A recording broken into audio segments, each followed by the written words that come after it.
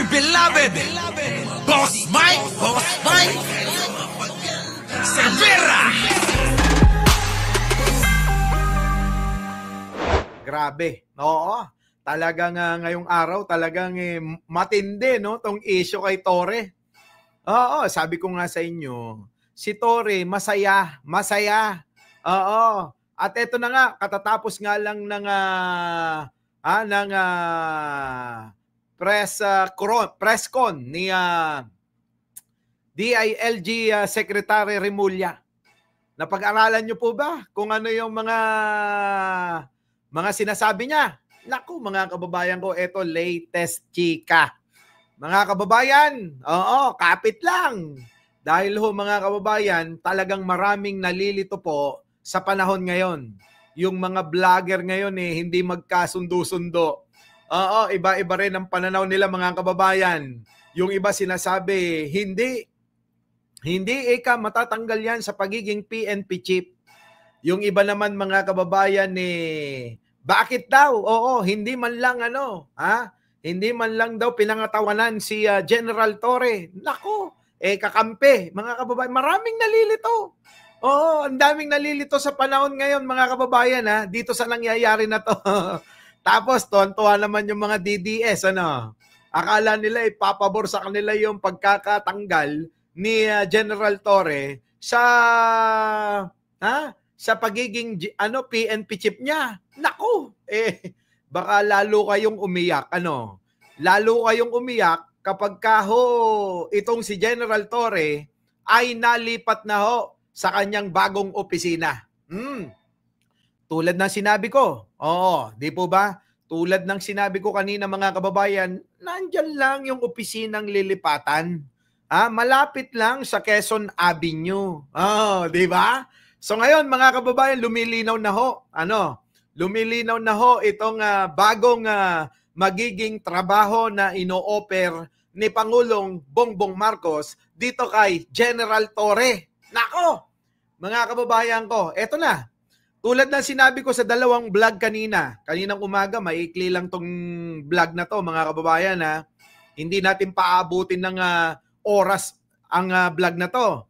Oo, mga kababayan, matagal na yung kalahating oras, So, kanina, sinabi nga natin mga kababayan ko, na i-connecta ninyo ito hong pahayag ni Pangulong Bongbong Marcos na hindi siya papayag na hindi mananagot itong mga involved sa usapin ng flood control project scam. Nako, mga kababayan. So, eto na. Eto na. Oo, nagsasaya yung mga DDS. Kahit si Manang Aimee, mga kababayan ko, abay, kinongratulate na si General Nartates. Mga kababayan, wag kayong magalit kay General Nartates. Ano po? Kasi mga kababayan ko, ganun talaga sa politika. Siyempre, PNP chief yan, kailangan batiin ng kahit na sino.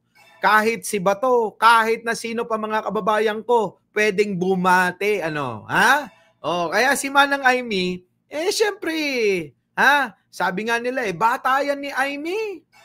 Hindi mga kababayan ko. Sapagkat mga kababayan, may sariling pag-iisip at may sariling pagpapasya itong bagong incoming na PNP chief. Parang tayo, may sarili tayong pagpapasya at meron tayong sariling pangunawa, di ba? So, hindi maaari mga kababayan na kung mali at kung hindi naman kapakinabangan ng taong bayan yung kanyang magiging desisyon ay hindi naman sasang-ayon yan, So, hayaan natin na batiin, magtuwa, magsaya yung mga DDS. Alam nyo naman yung mga yan tatanga-tanga.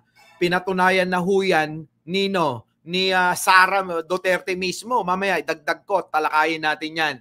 So ngayon, mga kababayan, at eto na nga, bago natin umpisan nga pala mga kababayan, huwag niyong kalimutan na mag-like, mag-share, at mag-subscribe.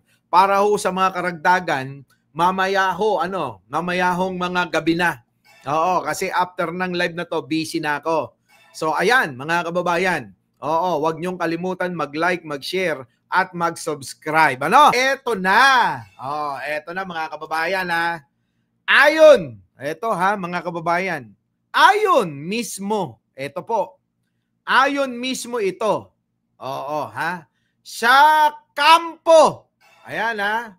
Sa kampo mismo ito ni General Torre ha. Mga kababayan, eto na. Ayon mismo sa kampo ni General Torre ay siya daw po ay uupo sa lalong madaling panahon. Ano po? Dito po sa babakantihin netong si General Santiago. Mga kababayan. Yan po yung sinasabi na malapit lang ho yung opisina na sinabi ko nga sa inyo. Ito po yung panulukan ng Quezon Avenue at etong Araneta Avenue, mga kababayan. Yan po mga kababayan ay may opisina po ang Bureau, National Bureau of Investigation.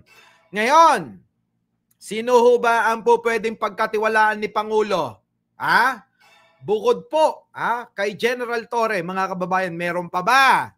Kung inyong maalala, mga kababayan ko, ito pong pahayag ni Pangulo na pananagutin lahat po ng mga may kinalaman. Saan? Dito sa flood control project. Sino po ang mag-iimbestiga dapat? Yan, mga kababayan. So, gets nyo na. Mayroon ho, yan ang sinasabi natin merong si Pangulong Bongbong na naiisip na hindi natin naiisip. Sa totoo lang ho, kahit ho magtanong kayo sa mga kawani ng gobyerno, abay hindi ho nila alam. Oo, kanina nga may tinawagan ako, taga Malacanang pa. Abay hindi niya alam na si General Torre, mga kababayan, sibak na. Kita nyo? Ito ho ay malupit na malupit. Ano po? Malupit na talagang matinding pinag-isipan. Ngayon, balikan natin. Nog-nog, oy, makinig ka. Olive Makapagal, sa inyo pong lahat, shoutout nga pala, Pachuchay. Jay Salis, sabi nga mag-like sila, ha? Eto na mga kababayan ko, ha? Makinig kayo. Para isang sagutan na lahat yung tanong nyo. Eto na. Mga kababayan ko, alam naman natin, ulitin ko, si General Torre ay isang talagang loyal. Ano po? Loyal kay Pangulong Bongbong Marcos. Ngayon, wala pong ibang pagtitiwalaan para ho mag-imbestiga dito po sa kinakaharap nating talagang halos sa 2 linggo na ho natin na tinatalakay itong patungkol po sa flood control project. Ano po? Ayan, mga kababayan. So ngayon, eto na. Alam naman natin ang trabaho ng NBI ay mag-imbestiga.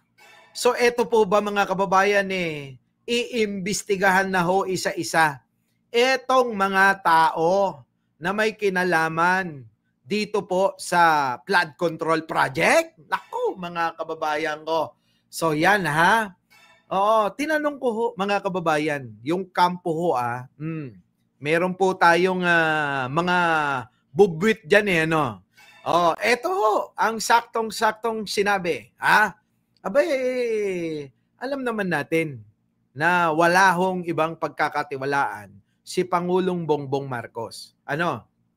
Kaya ho, kinakailangan na dapat yung mag-iimbestiga sa nais niya na dapat may managot. Dito po sa mga usapin na mga pangungurakot at pangwawalang yan ng mga negosyante, mga kontraktor at mga politiko na umabuso na talaga namang ginahasa po ang pondo ng flood control project, wala na hong iba kung hindi si General Torre. Nako. So mga kababayan ko, matindi talaga ito. matindi itong talagang kung paanong inisip na gagawin. Kasi mga kababayan si General Torre, kung inyong maalala, abay iilang buwan pa lang ho diyan po sa pagiging PNP chief niya. Pero mga kababayan ko, wag ho kayo na mawawalan ng tiwala kay General Nartates naman. Kasi ho mga kababayan, atin yan. Atin po si General Nartates. Etong mga DDS, nang-aangkin lang huyang mga yan na tatanga-tanga ba si Pangulo? Ilalagay niya sa posisyon yung kaalyado ni Digunyo. Bubo kasi itong mga DDS, mga kababayan. Mahihina ang mga kukote niyan, hindi nila magigets. Kasi masyadong malalim. Oo, malalim itong grabing plinano kung paano gagawin, isasakatuparan nito. Makinig kayo sa mga hindi ho hindi ho nakakaunawa na ang pinapaniwalaan yung mga DDS na tatanga-tanga. Makinig kayo. Si General Nartates, mga kababayan, atin yan. Unang-una sa lahat, Ilocano yan. Ilocano ho si General Nartates. Kung inaangkin ng mga DDS ito, mga kababayan, mga siraulo yung mga yan. Di ba? Siraulo. Biruin nyo. Ang kinimba naman nila na, ang naupo paano naging inyo? Ang naglukluk si Pangulo. Bubo ba kayo? Ang tatanga nyo naman, Yan, mga kababayan. So, maliwanag na ho, mga kababayan, ayon sa ating bobwit sa kampo ni General Torre, ay mauupo po siya bilang NBI Director. Nako, mga kababayan, alam nyo naman, sila Bato, sila Bongo, mga kababayan, hindi po pwede na mawala sa eksena si General Torre. Ngayon, mga kababayan ko, eto pwede pa raw magbago. Pakinggan nyo maigi. Pwede pa hong magbago ito kasi ngayong araw pa lang ito pinag-uusapan, Pero maliwanag po na isa po ang NBI ang pwede niyang upuan agad-agad. Yan. So ngayon, nagigets nyo na maaari pa di umano na mabago sa mga susunod na araw. Pero kung ako, mga kababayan, okay na ako dyan, Kayo po, mga kababayan, ako okay na ako kung pipiliin ni General Torre ang pagiging NBI Director, O baka meron pang iba na pagpipilian siya. So ngayon, mga kababayan, na kay General Torre na ho ang bola. Kung ano at kung saan ang mapipili niyang posisyon. Yan, maliwanag, mga kababayan ko Pero nga, sa ngayon, parang mas matimbang na daw po yung pagiging NBI Director. Nako, mga kababayan ko. Di ba? So yan, mga kababayan. Alamin natin sa mga susunod na araw yan. Di ba? Kasi ngayon, talagang under negotiation lahat. Ngayon po, mga kababayan, talagang ang daming pag-uusap.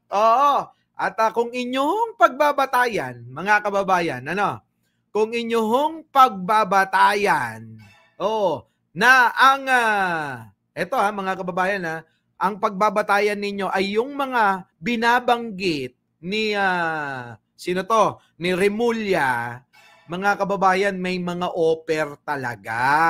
Diba? May mga offer talaga, mga kababayan ko. Kaya, mga kababayan, eto malalim pang usapin. Malalim pa talaga. Nandiyan na si Kainaro. Baka NBI Director ang magsaserve ng ICC warrant. Ayan na nga, mga kababayan. Kasi kailangan hindi mawala yung papel talaga ni General Torre. Alam naman natin, mga kababayan, kung gaano kabagsik ito Oh, mga kababayan ko, ano? Kaya alam nyo, itong pagsasaya ng mga DDS na tatanga-tanga, abay mapapahiya itong mga kababayan eh. Opo, hindi ba nila naiisip na ang Pangulo ay hindi